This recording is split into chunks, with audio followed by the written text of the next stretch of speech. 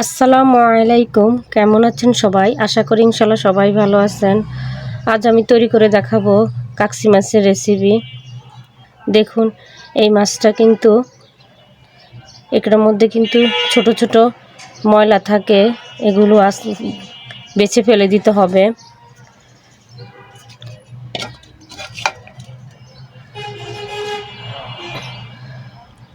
এই যে এরকম ধরনের ময়লা থাকে,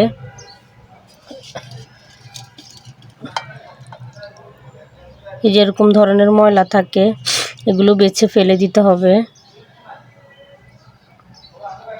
এখন আমি এগুলোকে বেছে ফেলে দিব। এই মাছগুলো রান্না করলে কিন্তু অনেক মজা লাগে।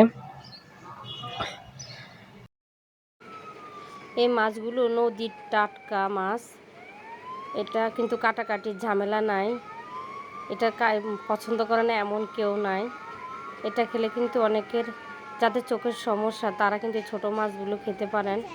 আমি এখানে হাফ কেজি মাছ নিয়েছি। মাছটাকে ধুয়ে পরিষ্কার করে নিয়েছি, লবণ দিয়ে, সামান্য লবণ দিয়ে আমি ধুয়ে নিয়েছি।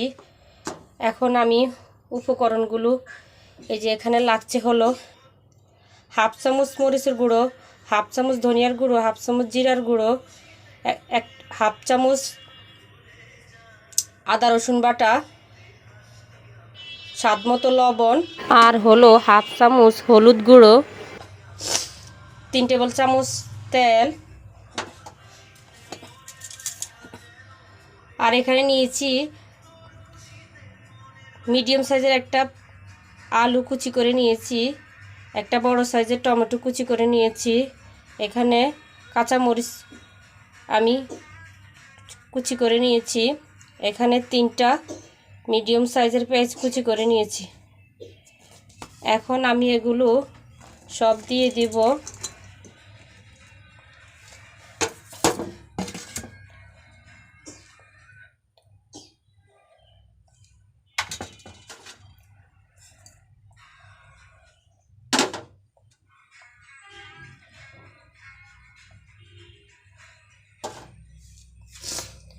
এগুলো এখন সুন্দর করে মাখিয়ে নেব, আলতো হাতে মেখে নেব।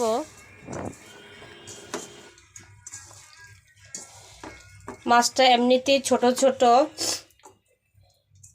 বলক আসলে কিন্তু ভেঙে যাওয়ার সম্ভাবনা থাকে। তার জন্য মেখে যদি দেওয়া যায় তাহলে সুন্দরভাবে ভিতরে সব কিছু মশলাগুলো সবগুলো ভিতরে ঢুকে।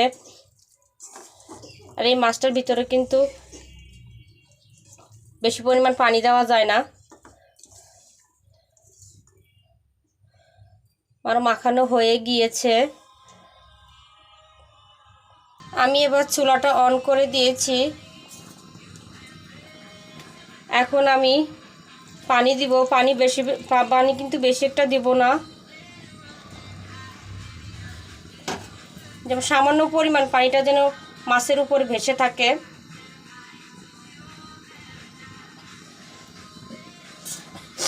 এই মাছে বেশি পানি দেওয়া যায় না, এরকম অল্প পানি দিব।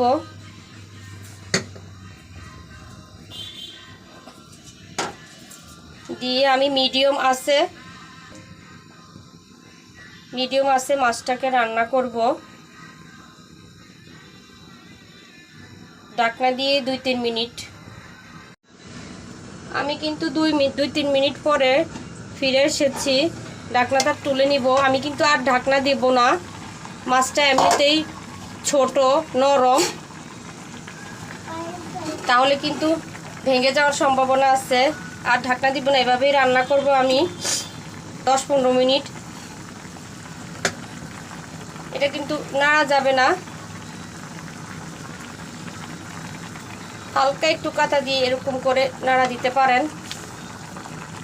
একটু যতটা সম্ভব নাড়া না দেওয়া যায় ততটাই ভালো, কারণ আমরা এই জন্যই মাছটাকে মেখে নিয়েছি। এভাবে মাখাইলে মাছটা অনেক মজা লাগে রান্না করলে।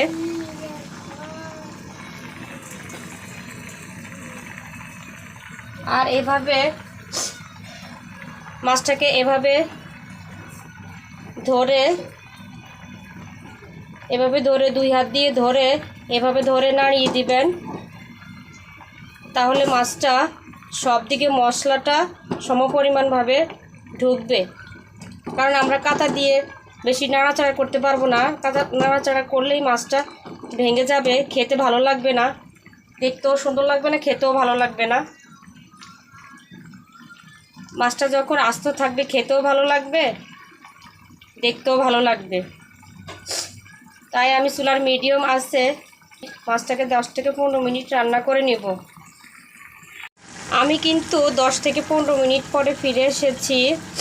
কেন আমি ঢাকনা দিয়েছি, কারণ হলো আমি যে আলু দিয়েছি আর টমেটো দিয়েছি ওগুলো নরম হবে, এজন্য দিয়েছি, সুন্দর হয় এভাবে রান্নাটা করলে। এখন আমি দিয়ে দিব এখানে ধনিয়া পাতা। আমি বেশি ঝোলটা মাখা মাখা রাখবো, আপনারা যেরকম ঝোল খান সেরকম ঝোল দিয়ে রান্না ওইভাবে রান্না করবেন। আর ঝালটা আপনারা আপনাদের পছন্দ মতো দিবেন, যে যেরকম ঝাল খান সেরকম ঝাল দিবেন। ধনিয়া পাতা দিয়ে আমি 2-3 মিনিট মিশিয়ে তারপর আমি চুলাটা অফ করে দিব। অলরেডি আমার রান্নাটা শেষ হয়ে গিয়েছে।